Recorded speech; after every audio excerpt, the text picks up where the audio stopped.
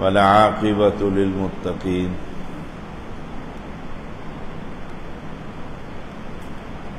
والصلاة والسلام على سيد الأنبياء والمرسلين أما بعد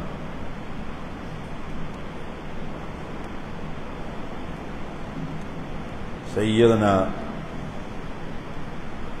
ابو ہریرہ رضی اللہ تعالیٰ عنہ بیان کرتے ہیں نبی اکرم صلی اللہ علیہ وسلم نے فرمایا لا یقولن احدکم تم میں سے کوئی شخص بھی قطعا یہ نہ کہے قبح اللہ وجہک اللہ تعالیٰ تیرے چہرے کو قبیح بنا دے بگاڑ دے قطعاً کوئی شخص کسی شخص کے بارے میں یہ الفاظ ادا نہ کرے ہمارے ہاں پنجاب میں بات بات پر لعنت دی جاتی کوئی بات ہو کہتے ہیں لکھ لعنت 1,00,000 تجھ پر لعنتیں ہوں یہ بھی نہ کہے وَوَجْهَ مَنْ أَشْبَهَ وَجْهَكَ اس شخص کے چہرے کو جس کا چہرہ تمہارے چہرے سے ملتا جلتا ہے مشابہ ایک اس بندے کو گالی اللہ تیرے چہرے کو بگاڑ دے قبح اللہ وجہ پھر اس شخص کے چہرے کو جس شخص کا چہرہ تم سے ملتا ہے اس میں کون کون ہے ماں باپ بہنیں بھائی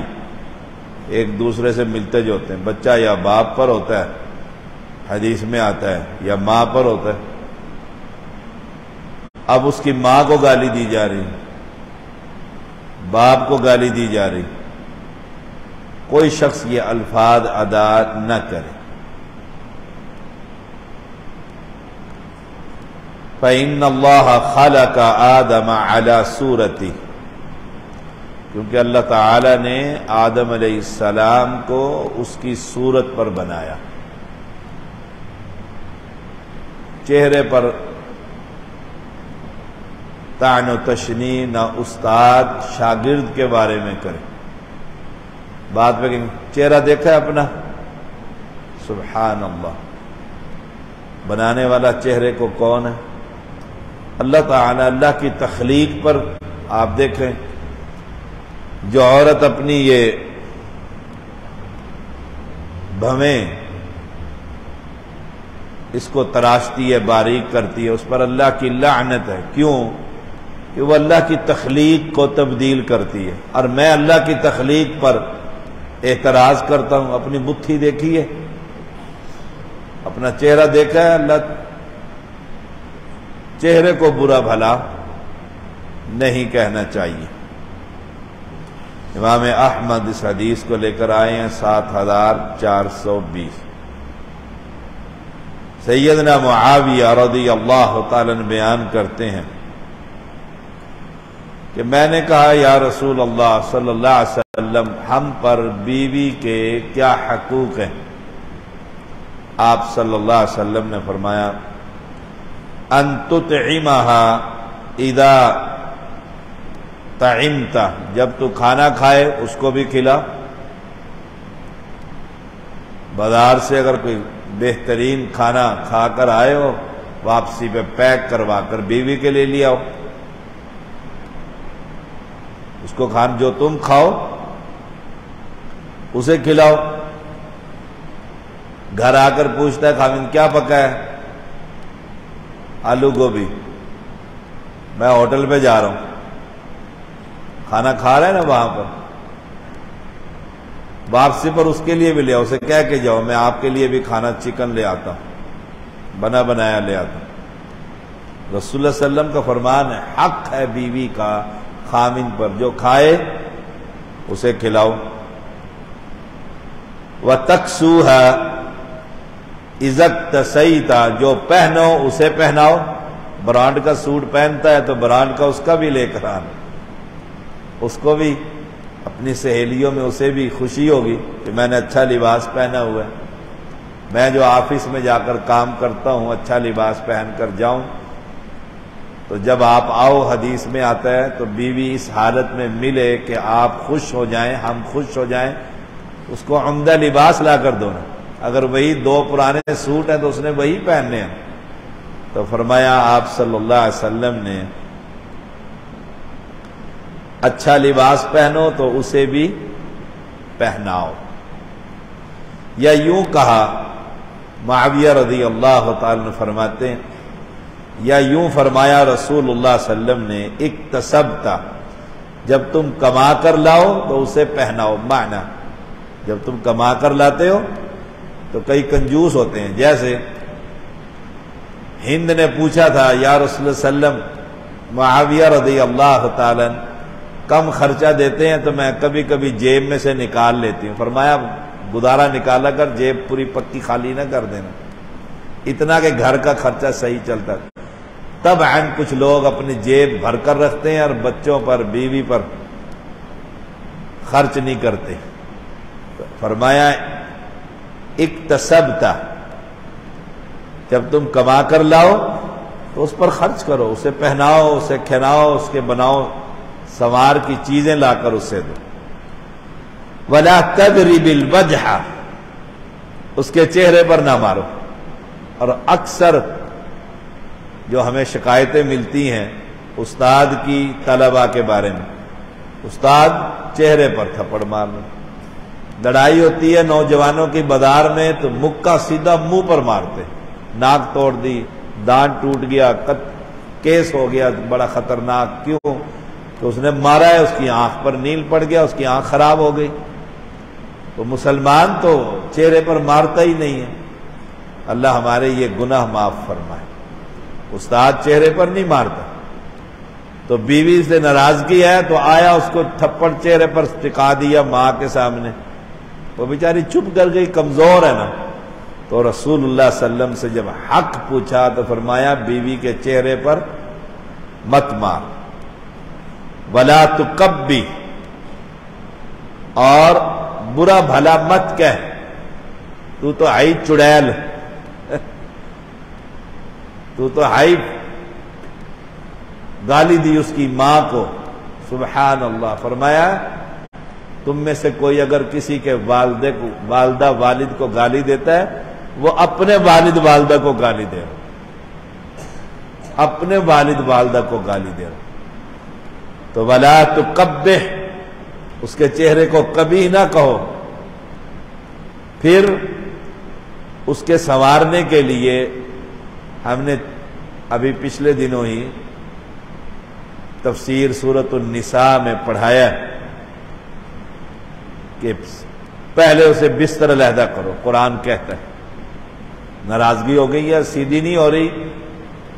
بستر علیحدہ کر لو، بیڈ پر وہ سوتی ہے تو نیچے سو جاؤ، اسے احساس ہو کہ خاوند ناراض ہے۔ تو فرمایا وَلَا تَحْجُرْ إِلَّا فِي الْبَيْتِ، گھر میں رہتے ہوئے اس سے علیحدگی اختیار کر۔